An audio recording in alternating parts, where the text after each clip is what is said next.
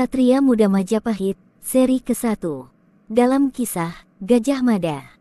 Tokoh dalam seri ke-1 ini, Gajah Mada, Gajah Enggon dan Gayatri.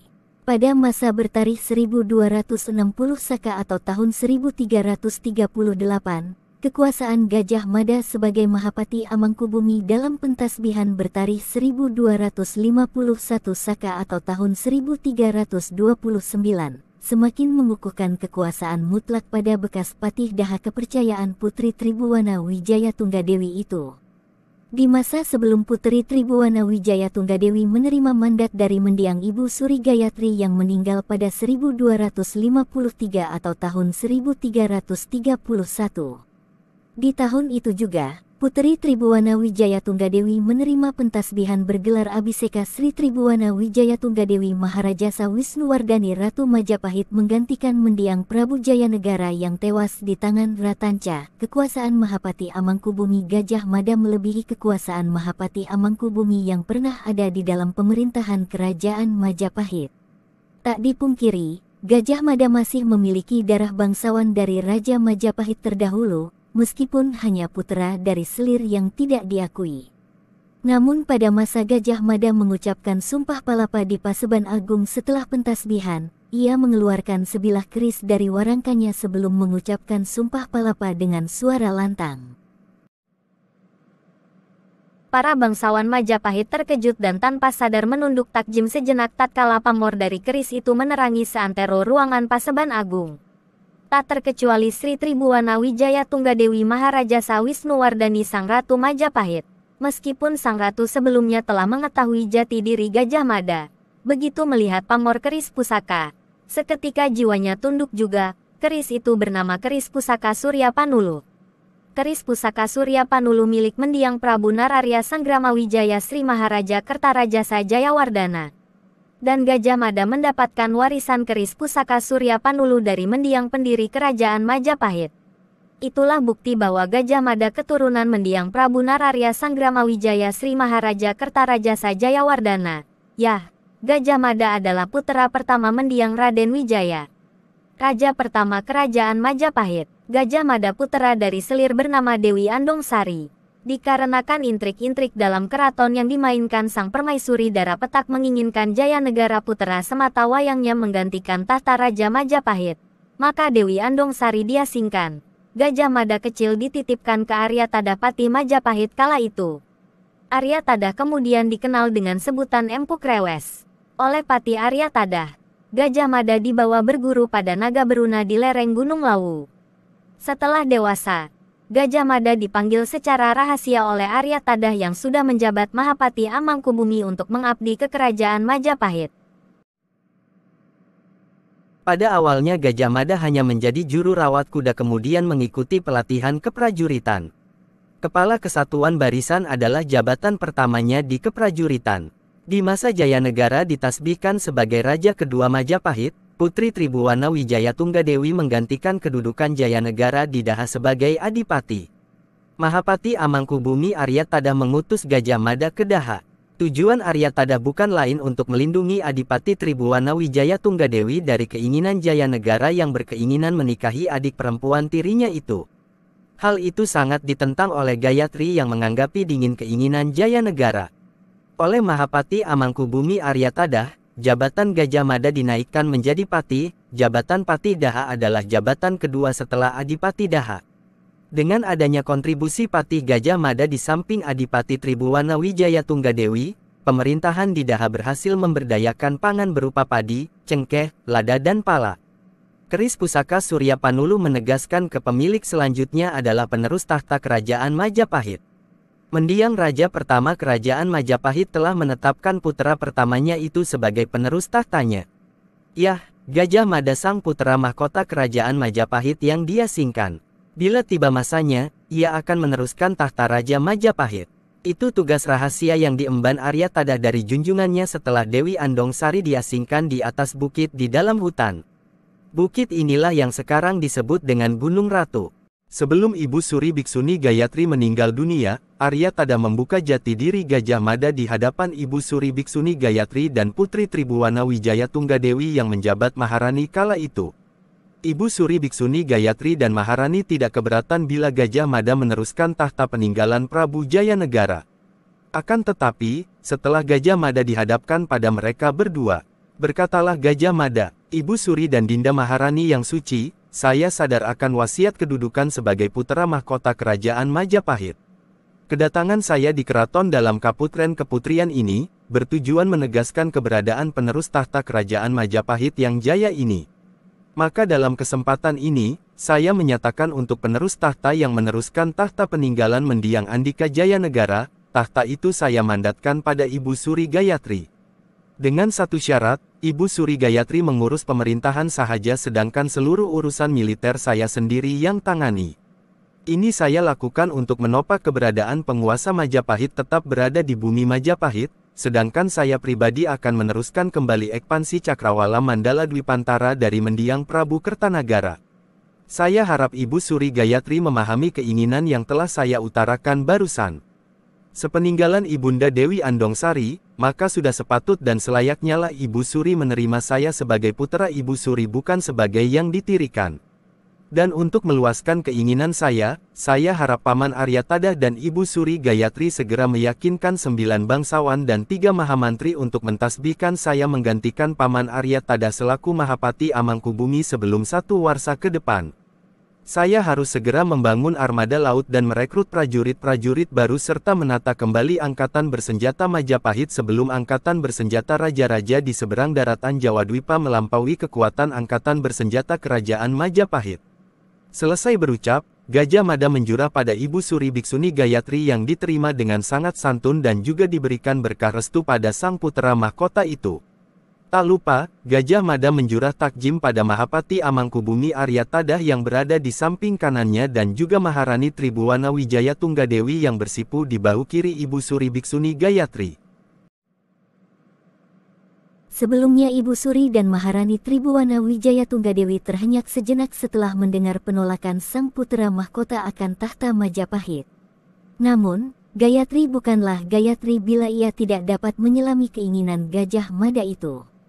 Gayatri adalah puteri bungsu mendiang Prabu Kertanagara yang dididik secara khusus, tidak seperti ketiga kakak-kakak perempuannya. Gayatri memahami satu hal, Gajah Mada bukan menyerahkan sepenuhnya tahta Majapahit, bahkan bukan menyerahkan tahta itu, melainkan memanfaatkan dirinya dan puterinya sebagai ratu boneka.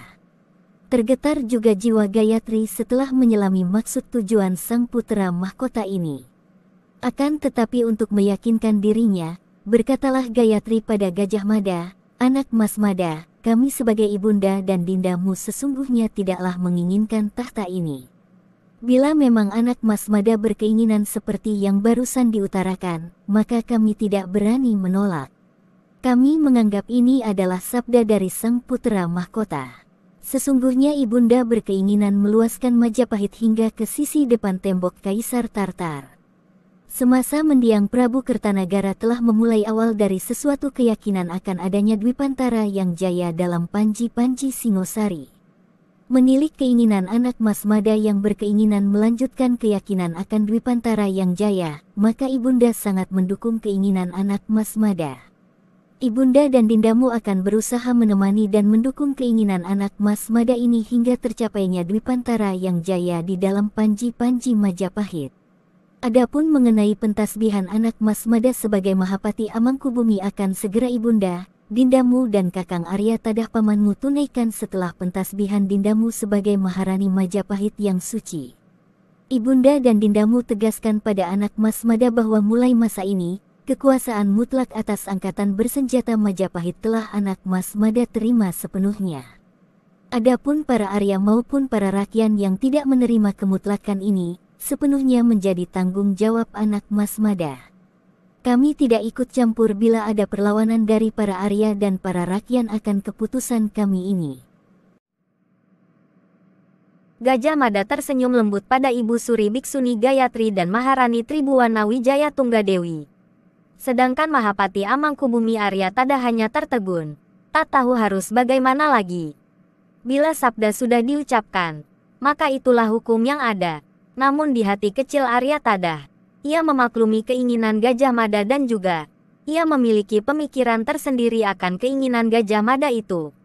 Sebelum akhirnya, Gajah Mada melangkah keluar dari ruang khusus di Kaputren Keputrian itu. 3 pasang mata memandang kepergian sang putera mahkota itu dengan tatapan mata takjub dan hormat. Sesungguhnya Mahapati Amangkubumi Aryatada sangat terkejut mendengar penolakan Gajah Mada akan tahta penerus kerajaan Majapahit yang telah diamanatkan Raja pertama Majapahit. Dan kala itu mengingat hanya tersisa Gajah Mada seorang satu-satunya putera mendiang Raja pertama Majapahit yang diamanatkan, meskipun masih ada 2 putera lainnya. Kedua putera kembar dari bekas selir darah Jingga dengan Prabu Wijaya, Raden Damar nama putera kembar sulung dan Raden Janaka putera kembar bungsu. Mereka dipisahkan dalam kemelut kekuasaan Maharaja Sakti. Maharaja Sakti ialah raja tertinggi di Swarna Bumi. Di masa itu, di Swarna Bumi telah ada 3 kerajaan Melayu yang kesemuanya berada dalam kekuasaan Maharaja Sakti. Kerajaan Malayapura di bahagian utara, Kerajaan Pariangan di bahagian selatan dan Kerajaan Pagaruyung di bahagian timur. Kesemuanya bernama 3 kerajaan Maharaja Sakti Swarna Bumi Raja Alam. Sabda Raja Alam pada Raja Ibadah penguasa Kerajaan Pagaruyung mengukuhkan Raden Damar sebagai putera mahkota Kerajaan Pagaruyung penerus tahta Raja Ibadah. Pentasbihan Raden Janaka sebagai putera mahkota Kerajaan Malayapura dilakukan sendiri oleh Maharaja Sakti Raja Alam yang bertahta di Kerajaan Malayapura membawahi Kerajaan Pariangan dan Kerajaan Pagaruyung. Pentasbihan kedua putera kandung Prabu Wijaya dari bekas selir darah Jingga sebagai putera mahkota di Kerajaan Malayapura dan Kerajaan Pagaruyung disahkan oleh Raja Adat penguasa Kerajaan Pariangan. Pengesahan itu disaksikan langsung oleh Mahisa Anabrang dan 3 mahamantri utusan khusus dari Kerajaan Majapahit. Kedatangan armada laut dari Kerajaan Campa yang berlabuh di Jong Biru telah sampai pada Mahapati Amangkubumi Gajah Mada. Berkatalah Gajah Mada pada Gajah Enggon, "Adi Enggon, saya akan pergi sendiri ke Jong Biru melihat sendiri armada laut Kerajaan Campa yang telah berlabuh itu. Engkau tunggulah penasihat abadi yang akan datang beberapa hari ini, dan berikan lontar yang telah saya tulis untuk dirinya." Pati Gajah Enggon yang diberi kepercayaan itu segera mengulurkan tangannya menerima lontar yang diberikan Gajah Mada. Kemudian Gajah Enggon memasukkan lontar itu ke dalam sepotong bambu kuning sepanjang sejengkal tangan orang dewasa. Bertanyalah Gajah Enggon pada Gajah Mada, "Kakang, bagaimana bila ada pergerakan dari armada laut Kerajaan Campa yang akan mengacau keamanan bumi Majapahit ini? Sedangkan kita sedang melatih para prajurit dan membangun kapal-kapal." Pria bertubuh tegap berotot dan bermata tajam itu tersenyum mendengar pertanyaan dari orang kepercayaannya. Berkatalah ia menjawab pertanyaan itu, "Hahaha, Adi Enggon.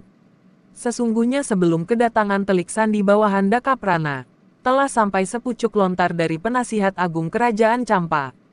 Gajah Mada membuka lipatan bawah meja dan mengambil lontar yang dimaksudkannya. Lontar itu diberikan pada Gajah Enggon.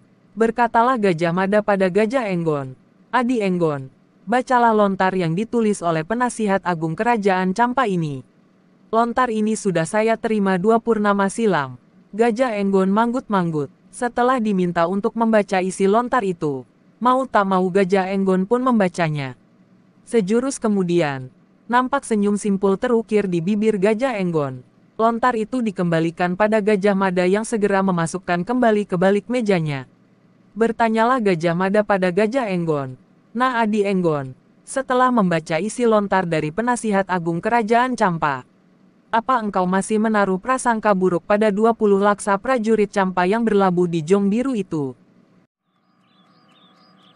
Gajah Enggon mendekati dipan kecil di samping kiri meja. Ia menghempaskan tubuh bawahnya di permukaan dipan itu dan duduk bersila dengan wajah bersemu merah menghadap pada Gajah Mada yang masih berdiri di tepian meja berukir yang terbuat dari kayu jati.